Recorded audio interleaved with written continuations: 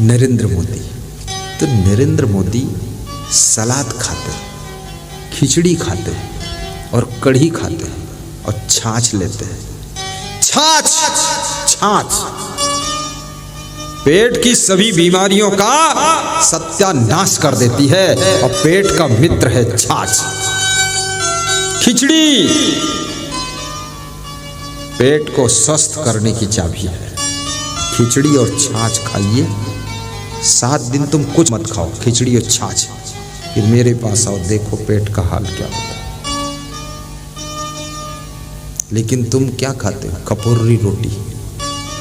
यहाँ बनती खपुर्री है, छत्तीसगढ़ बॉर्डर है, बनती होगी। अंगाकर रोटी, अरसा रोटी, चिल्ला रोटी, खपुर्री रोटी, भंगार रोटी, क्या क्या रोटी है। इतनी मोटी रोटी स्कूटर का पहिया जैसे।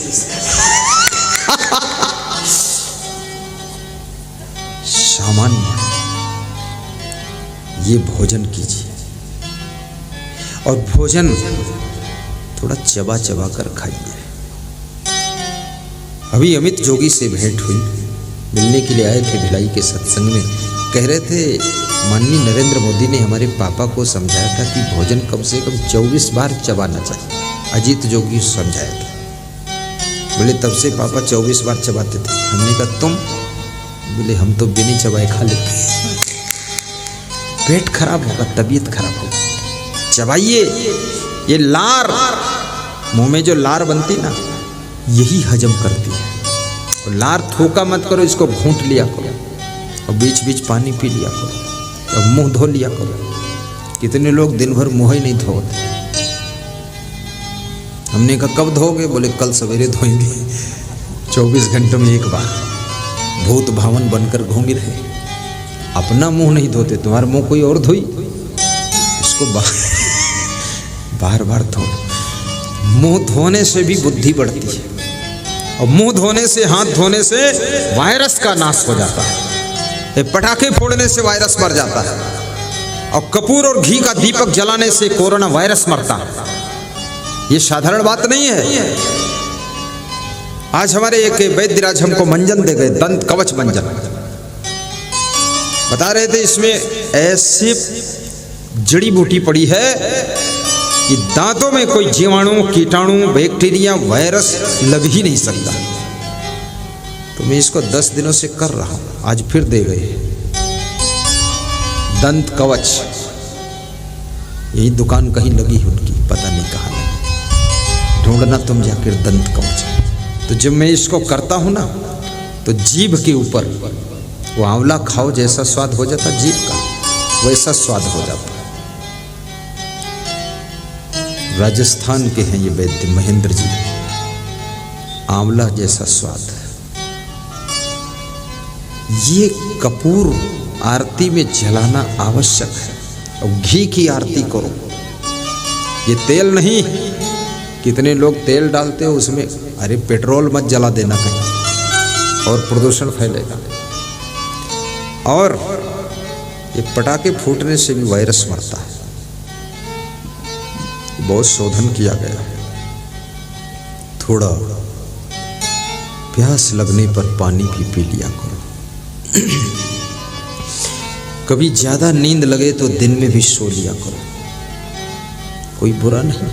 नींद के लिए सोया जाता है, कोई दिनों रात के लिए थोड़े सोया जाता है। लेकिन आदत मत बिगाड़ो कि दिन भर सो रात में जागो। तो रात में सब ऑफिस बंद, दुकानें बंद, मार्केट बंद, काम कब करोगे? रात में सोइए, दिन में जागिए।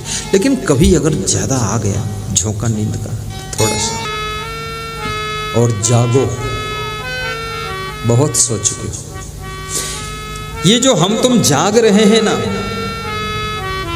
ये वास्तविक जागना नहीं है। वास्तविक जागना कुछ और है। ये हम जागते हुए भी सोए हुए हैं। ये तुम जागते हो लेकिन सोते हो। ये जागरण में भी सोना चल रहा है। कैसे चल रहा है? या जागृति संयमी। श्री कृष्ण श्रीमद् भगवत गीता में कहते हैं, मोह की नींद में सो रहे हो। रामचरितमानस कहती है, मोहनिशा सब सोवन हारा। मोह की रात में सब सो रहे। कितना प्रगाढ़ मोह है।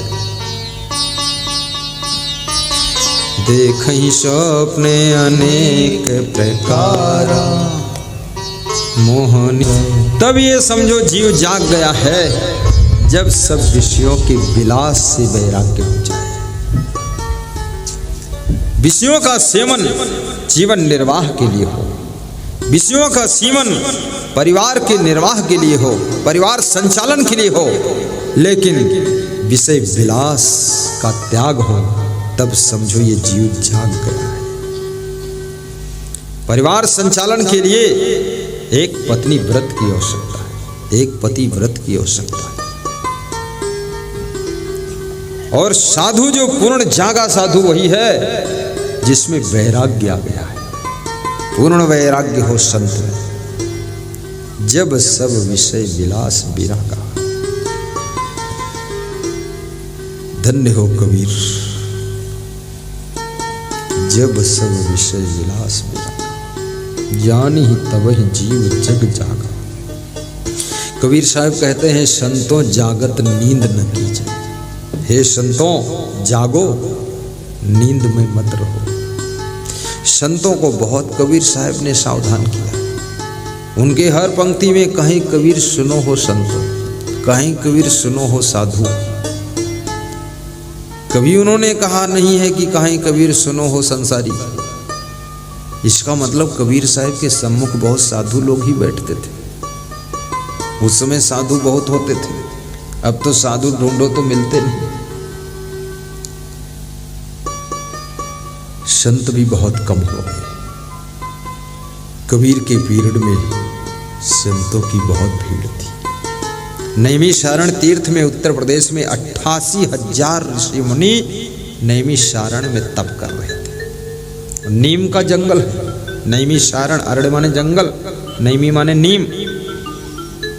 88,000 ऋषि मुनि, और 88,000 ऋषि मुनियों को सूत जी संदेश सुनाते थे। सूत जी, और सूत जी की उम्र बहुत कम थी और लंबा शरीर नहीं था। जब वे आते थे 88,000 ऋषि मुनि खड़े होकर उनका अभिवादन करते थे। तो वे कहते थे नहीं सब बैठो, आप हमसे उम्र में भी ज्यादा हैं, मैं छोटा हूं। 88,000 ऋषि मुनि कहते थे नहीं सूत जी, आप ज्ञान में बड़े हो, हम उम्र में बड़े हैं। जो उम्र में बड़ा है वो भी बड़ा माना जाता है। वयम वृद्धा, धनम वृद्धा, संबंधम वृद्धा, पदम वृद्धा, ज्ञानम वृद्धा, सर्वम वृद्धा भवेत्। जो धन में बड़ा है वो भी बड़ा है, रिश्ते में जो बड़ा है वो भी बड़ा है, उम्र में बड़ा वो भी बड़ा है। और याद रखना जो ज्ञान में बड़ा है वो सबसे बड़ा है। ज्ञान का बहुत बड़ा सब